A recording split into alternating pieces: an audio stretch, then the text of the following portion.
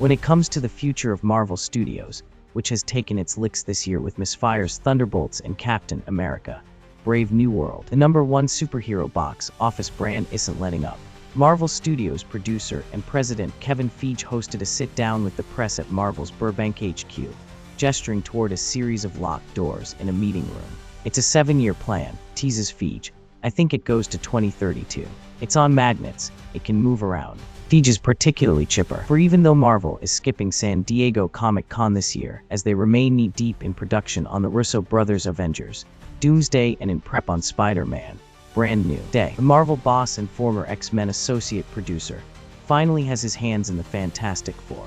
Thanks to the Disney-Fox merger, having that subset of Marvel characters has liberated Feige to take even bigger swings within the MCU. The Fantastic Four First Steps is looking to be Marvel Studios' biggest opening YTD with $100 million, $110 million stateside. While Fox had respectable success with the 2005 and 2007 Fantastic Four movies, which starred Chris Evans as Johnny Storm pre-Captain America, the former studio saw Josh Trank-directed 2015 Reboot completely tank after a full reshoot, grossing only $167 million worldwide. This time, it's different. It's just Fantastic Four. Why Fantastic Four?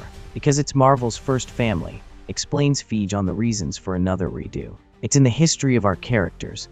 They deserve to be A-listers. They were A-listers in the comics. Every crossover movie we've made in the Infinity Saga, Civil War, leading to Infinity War, and Endgame, which is really the Infinity Saga from the comics, the Fantastic Four, were huge players in those comics, and obviously, we couldn't do that then." While several Marvel projects post-Avengers Endgame have dovetailed between TV series and films, for Feige, it was important to have the Fantastic Four be contained in their own world sans any callbacks to the Avengers blip or other verse characters. "It's a no homework required. Go see the movie. It's literally not connected to anything that was made before," says Feige. It kicks off Phase 6. "There were a lot of left turns and surprises that happened over the last 7 or 8 years. Feige continues. "A positive one was to finally have those characters back and the X-Men. Getting access to the Fox Marvel characters has enabled Feige to plus up the next 2 Avengers movies with the most notorious antagonist in the comic books, Dr. Doom." While the original plan for the Avengers movie announced at Comic-Con 2019 was to feature Jonathan Majors Kang, the Conqueror, as the main baddie, the character's future was thrown into question after the actor's arrest for assaulting his then-girlfriend in early 2023. Feige says, "Even before what had happened to the actor, we had started to realize that Kang wasn't Thanos. There was only one character that could be that because he was that in the comics for decades and decades, and because of the Fox acquisition, we finally had it. And that's Dr. Doom," says the studio head. "We had started talking about Dr.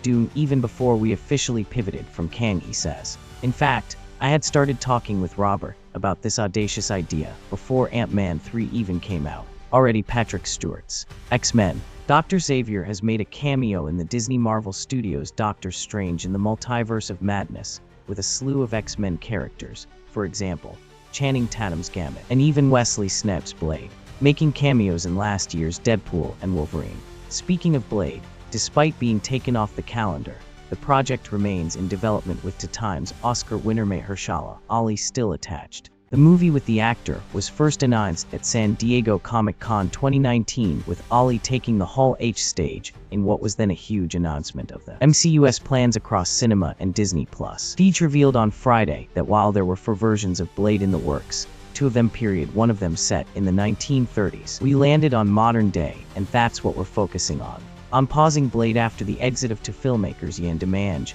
and Bassem Tariq. Feige says, "We didn't want to put a leather outfit on Ali and have him start killing vampires. You can start and have a good script and make it a great script through production, but we didn't feel confident we could do that on Blade." He continues, "We didn't want to do that to Mahershala, and didn't want to do that to us." In the wake of the success of his own vampire movie, Sinners, one reporter wondered whether Ryan Coogler would get to take a crack at directing Blade.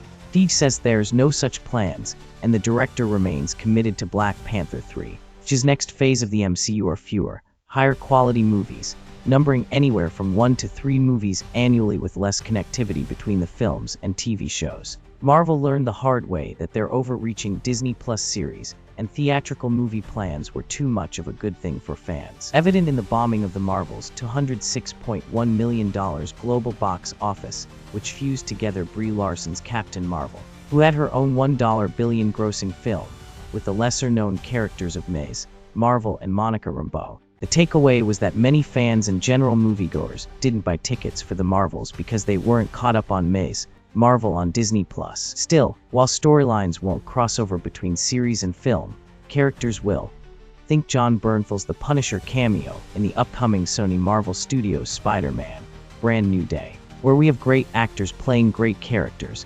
I think it would be fun to see them in multiple places, says Feige. With Downey Jr. now playing Doctor Doom, are there plans to recast the core Iron Man, Captain America, and so on the big screen? Yes and no. Feige sees a star such as Chris Hemsworth still in his prime to play Thor, and even cherishes the return of thespians. In other words, Tim Blake Nelson's Samuel Stern in Captain America: Brave New World, who played Marvel characters years ago. But, yes, in the long term, like with many other storied movie franchises, Marvel classic superheroes will get new faces. When exactly? X-Men is where that will happen, promised Feige. In addition, post-Avengers, Secret Wars, there is a plan to reset singular timelines and reboot the MCU. Are there more R-rated MCU movies after making the highest-grossing R-rated movie of all time, with Deadpool and Wolverine at $1.33 billion? Sure, where appropriate and where necessary, says Feige. With regard to Feige's future, and whether there's more Marvel under him, it's not going anywhere. While his contract is up in 2 years, he tells us, "Do I want to be making big movies for big audiences in 10 or 15 years from now? Yes, that's all I want to do." Marvel is a great way to do that. Upcoming Marvel schedule, according to Comscore. Spider-Man: Brand New Day, Sony, July 31, 2026. Avengers: Doomsday, December 18, 2026. Untitled Marvel, July 23, 2027. Avengers: Secret Wars, December 17, 2027. Untitled Marvel, February 18, 2028. Untitled Marvel, May 5, 2028. Untitled Marvel, November 10, 2028. Untitled Marvel, December 15, 2028. Please subscribe to my channel, and don't forget to hit the notification bell for more update. Thank you. See you for my next video.